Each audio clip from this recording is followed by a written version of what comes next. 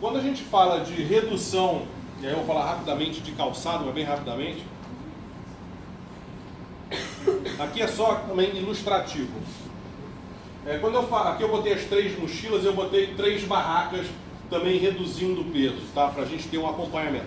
É natural que quando eu vou reduzindo o peso da minha mochila, ou quero reduzir o peso do meu equipamento, eu consiga reduzir o peso da minha barraca também, ou do meu abrigo. Aqui os 3 são barracas. Eu tenho uma barraca que pesa uns 4,5 kg, mas é uma barraca estruturada, é uma barraca que vai aguentar vento forte, é uma barraca para expedição.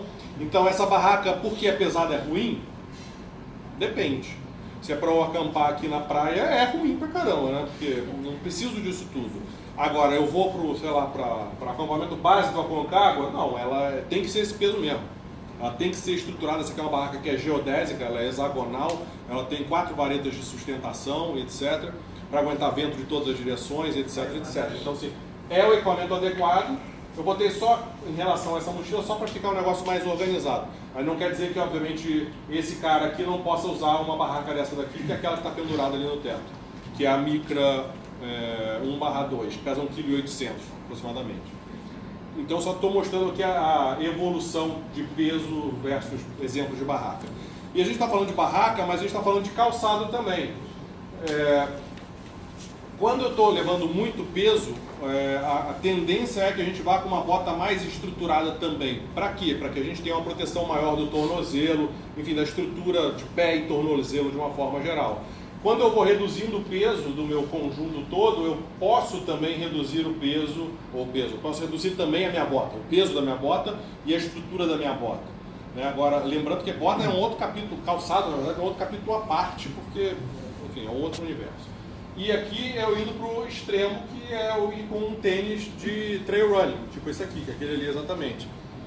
Por quê? Porque eu estou tão leve que eu não preciso de uma bota, né, de caminhada estruturada, nem nada disso. Só que, aí é o seguinte, a pergunta é só trocar de calçado? Não. Porque imagina o seguinte, aqui é só um exemplo de um problema que você pode ter. Se você usa bota a vida inteira, você está acostumado a ter uma estrutura ali segurando o seu tornozelo. E aí se tiver algum professor de educação física ou médico, ortopedista, que pode me ajudar até, mas o que acontece? É muito comum quando o cara migra daqui para cá direto, sem ter um trabalho, você ter problema de torção, principalmente. E aí tem dos piores, né? Minha esposa aí foi correndo, foi outra coisa mais... Aí rompeu o ligamento, etc. Ou seja, pode ser um negócio complicado. Mas e aí você... Desculpa. Até isso, a pessoa está acostumada a correr, ela não faz muito trocar de calçado. Exatamente. Ela aquele calçado. Exatamente. Calçado, muda tudo. Muda tudo. E aí tem, hoje aí você tem os tênis de corrida que agora são zero drop, que não sei o que, aí o cara muda e aí se lesiona e não sabe por quê. Então, assim, o que você falou é realmente isso. Você tem que ter esse preparo. E aí, de novo, condicionamento físico e mental, mas o físico aqui. Então, dei só um exemplo, não é a minha área, mas aqui, ó, propriocepção. Você treinar o quê? É aquele movimento, né, que você vai acabar fazendo de torção, é você treinar aquele negócio, você sobe em cima daquela bola e fica lá se equilibrando, tudo isso que vai te ajudar. Então, de novo, aí vai procurar o seu preparador físico ou alguém, né, para trabalhar esse tipo de coisa. Então, o que eu falo não é sair mudando tudo, você tem um preparo que precisa ser feito para você conseguir mudar de equipamento de uma forma geral, tá? Dúvidas? Bom, agora a gente vai falar de saco de dormir.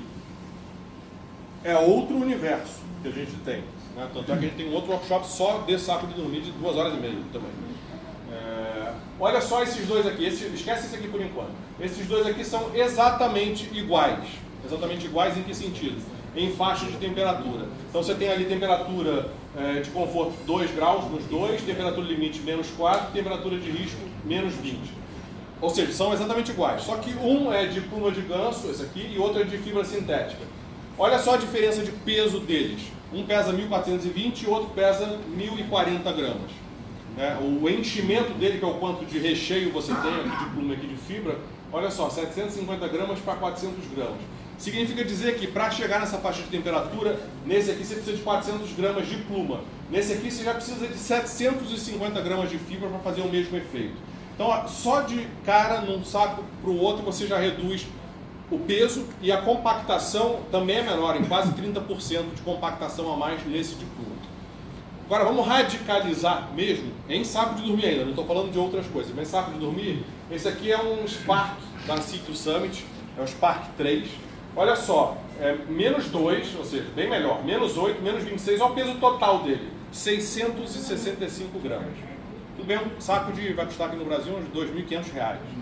Mas aí, de novo, você tem ali uma pluma muito mais, assim, com uma pluma melhor, uma qualidade de pluma melhor, bem melhor. E aí você tem tecidos muito mais finos e a estrutura do saco é diferente, obviamente. Mas você tem um saco muito mais potente, olha só, menos da metade do peso comparando com esse aqui. O volume dele é desse tamanho quando compactado. Então, de novo, aí a gente está falando de equipamento de tecnologia em que você vai ter um aumento de preço em função dessa tecnologia toda. O benefício qual vai ser? Você vai ter um volume muito menor e um peso muito menor. Né? Então, Oi. Quando você fala de pluma, é só pluma de ganso ou é aquela mista? O mista que você fala é o quê? Ganso e pato. Não. Pluma pode ser de ganso ou de pato, não importa, a qualidade é a mesma. Quer dizer, a qualidade é casaco, assim, essa mistura, né? Não, então vamos lá. Isso aí é o seguinte, não é pluma de ganso ou de pato. Você tem aí pluma de ganso, pluma de pato, não importa. O que eles vão fazer é definir qual é a qualidade da pluma, que vão ser 2 itens. O primeiro item é a proporção pena versus pluma. Tá? A proporção pluma-pena, abaixo de 70% pluma e 30% pena, não faz sentido nenhum você ter um item de pluma. Tá? E por quê? Porque você está levando só os malefícios da pluma. Qual é o malefício da pluma? Se molhou, ferrou. Ela não funciona, depois ela regenera. Se botar para secar, ela vai voltar ao normal. Mas naquele momento ela não funciona. Existe pluma tratada. Todos os sacos da Citrus Summit, que são caríssimos, todas são plumas tratadas com o hidrorrepelente. Ou seja, se jogou na água, não acontece nada com a pluma, ela continua funcionando. Só que aí o preço também eleva bastante. Então, essa proporção 70-30 é a mínima. Esse daqui da Deuter é 90-10, por exemplo. Então, 90% de pluma, 10% de pena. Qual é a grande questão? A estrutura da pluma é tridimensional. Eu gosto de falar que é 3D. Porque ela tem uma estrutura toda retorcida em que o ar vai ficar ali dentro, aprisionado, para promover o isolamento térmico. A pena, ela é 2D, ela é plana. Então, ela não tem a mínima função de isolamento térmico. Só que para você separar tem um custo. Então, quanto maior a proporção de pluma e pena, mais cara, melhor a pluma é e mais cara ela vai ser também. Então, hoje você tem marcas no mercado que tem proporção 50-50, 50 pena, 50 pluma. Então, o cara está amarradão comprando uma jaqueta de pluma, só que só está levando o lado negativo da pluma. Ela vai ser menos compactável, porque a pena é menos compactável do que a pluma, e se molhar, enrolou a vida do cara. Entendeu?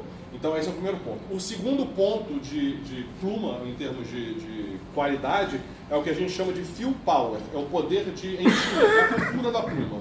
O fill power basicamente você tem duas maneiras de medição, uma é da norma europeia, da EN, e a outra é do International Down and Feather Bureau, IDFB. A metodologia é a mesma. Você vai fazer o quê? Você vai botar dentro de um frasco graduado 20 gramas de pluma se for na norma europeia. Se for no outro, vão ser 30 gramas de pluma.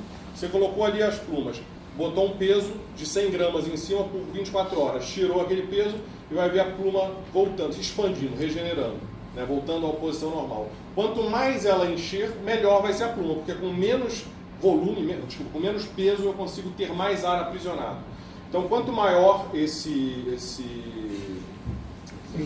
fill power, melhor vai ser a pluma. Ou seja, melhor o poder de isolamento da pluma, porque retém mais ar. Então, a jaqueta que eu tenho aqui, por exemplo, aqui dentro é de 850 de fill power. Ela é super compacta. Esse saco aqui, por exemplo, é de 650. Esse aqui é de 850, se não me engano. Então, por isso que ele consegue ter uma faixa melhor de temperatura, só que fica bem mais caro também, entendeu? Então, são esses parâmetros que a gente tem que levar em consideração na hora da escolha da jaqueta ou casaco de pluma. Agora, ser pato ou pena é irrelevante.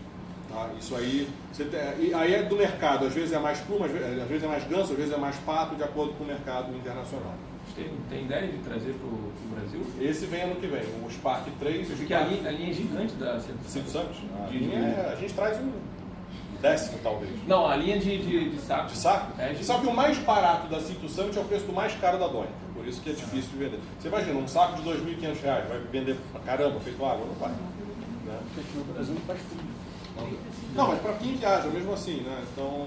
Mas porque a galera do Brasil, quem viaja, acaba comprando lá fora. Acaba comprando lá fora, exatamente. A gente vai trazer uma quantidade para ter, porque a gente sabe que existe demanda aí de algumas pessoas. Mas não é um saco de grande consumo. O meu é 900 gramas menos 9 Menos 9 qual das faixas? de limite.